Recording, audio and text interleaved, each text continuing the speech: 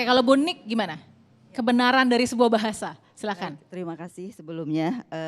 Saya ingin menenangkan dulu, tadi diskusinya seru sekali. Saya ingin mari kita sama-sama menyadari bahwa cinta dan kasih sayang itu akan menjulang lebih tinggi ketika kita akan kehilangan sesuatu. Ya, terima kasih. Kita akan lebih mencintai kedua orang tua kita ketika mereka terbaring di ruang pesakitan, di rumah sakit. Kemudian cinta kita akan menjulang lebih tinggi. Mengapa? Karena kita takut mungkin sebentar lagi kedua orang tua kita akan diambil oleh Sang Maha Kuasa. Lalu mengapa tiba-tiba bangsa Indonesia begitu mencintai batik? Semua orang memakai batik dengan bangganya. Padahal dulu batik itu hanya untuk ke pesta. Tapi sekarang orang Indonesia sangat bangga dengan batik. Mengapa? Karena kita takut batik sebagai warisan budaya kita akan diambil oleh bangsa lain, diakui oleh bangsa lain. Nah sekarang pertanyaannya adalah kapan kita akan mencintai bahasa Indonesia? Apakah akan menunggu dulu sampai negara lain berteriak bahwa bahasa Indonesia itu adalah bahasa mereka? Tentu tidak. Nah oleh karena itu mari kita sadari bahwa kasus ini muncul terkuak karena masalah bahasa. Ya. Oleh karena itu mulai hari ini mari kita sama-sama lebih mengenal bahasa Indonesia, lebih mencintai bahasa Indonesia dan lebih bangga pada bahasa Indonesia. Boleh tepuk tangan untuk bahasa Indonesia.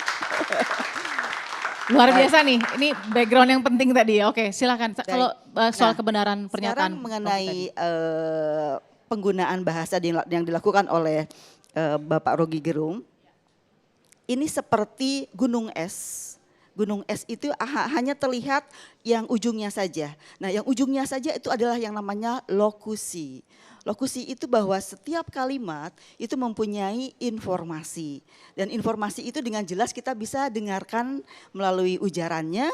Atau kalau tertulis kita bisa lihat dari tertulis. Dan itu semuanya kita bisa lihat di Kamus Besar Bahasa Indonesia. Nah di dalam gunungnya, bongkahan yang di bawah itulah ada yang namanya ilokusi. Nah ilokusi itu maksudnya bahwa setiap kalimat itu mempunyai maksud. Mempunyai tujuan. Tujuannya apa sih Rocky Gerung itu menggunakan kata-kata itu begitu ya. Dan yang kedua, yang pertama, kedua, ketiga. Yang ketiga adalah perlokusi. Artinya bahwa setiap kalimat itu mempunyai pengaruh atau dampak. Dampaknya apa sih ke masyarakat, dampaknya apa sih kepada seseorang atau kepada kelompok orang. Nah itu yang akan dibahas. Tadi Bu Leli sudah menyinggung tentang analisis wacana kritis. Nah ini salah satu pemahaman saya terhadap bahasa beliau dilihat dari unsur lokusi, ilokusi dan perlokusi. Ya, untuk lokusi mungkin semuanya ingin mendengarkan ya, bahwa yang pertama sebetulnya secara lokusi dan ilokusi, Rocky Gerung ingin menyadarkan masyarakat bahwa begitu kehilangan kekuasaannya, Jokowi akan menjadi rakyat biasa. Dengan demikian, ia ingin mengatakan bahwa Jokowi bisa melakukan apapun itu karena berkuasa. Itu artinya Rocky Gerung tidak hanya menyerang pribadinya, tetapi sebagai seorang presiden karena menghubungkannya dengan kekuasaan. Begitu, itu yang pertama. Baik, yang kedua, Rocky Gerung ingin mengkritik bahwa saat ini Jokowi masih berambisi, ya masih berambisi untuk mempertahankan legasinya. Kemudian sebagai contoh ia pergi ke Cina untuk menawarkan IKN, kemudian mondar-mandir dari satu koalisi ke koalisi yang lain untuk mencari kejelasan nasibnya. Jadi Rocky Gerung ini menginformasikan bahwa Jokowi sedang memikirkan nasibnya sendiri kelak setelah tidak menjabat. Begitu, itu yang kedua. Yang ketiga, nah ini yang ketiga yang paling penting karena beliau bermaksud ilokusi mengkritik Jokowi tetapi dengan gaya bahasa yang sarkasme. Nah itu, nah seperti apa yang sarkasme itu? Yang mengandung kata-kata yang kasar atau bisa diduga mengandung penghinaan.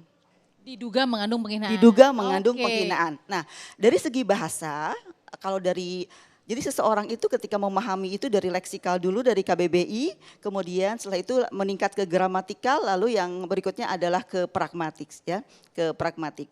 Nah, yang paling rendah itu ketika seseorang memahaminya dari KBBI saja, tetapi ketika dia mampu memahaminya secara komprehensif berdasarkan beberapa acuan, itu bisa menghasilkan pemahaman yang lebih dalam begitu. Ya. Baik. Nah, dari segi pragmatik, dari segi bahasa, sesuatu yang mengandung penghinaan itu memiliki diksi yang merendahkan.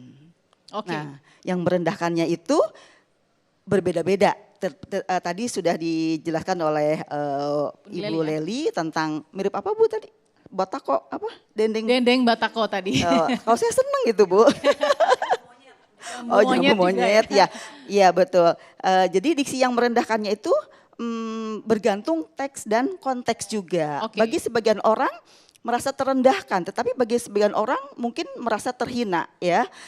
Dan itu sesuatu yang tidak merendahkan itu adalah ketika umpatan itu digunakan oleh orang-orang atau oleh mitra tutur yang saling akrab. Dekat. Baik. Dekat. Nah sekarang pertanyaannya adalah apakah Bapak Rocky Gerung dan Jokowi itu akrab? Ditahan sampai situ. Pertanyaannya biar nanti yang jawab Mbak Sheryl. Oh, salah. Nanti kita sambung. Oke, ini sudah keilmuan yang harus kita dengarkan tadi dan kita juga mendengar ya nanti teman-teman pengunjung, adik-adik pengunjung kira-kira apa sih yang ada di benaknya nih dengar pernyataannya Bung Rocky sesaat lagi ya, tetap di Perempuan Bicara.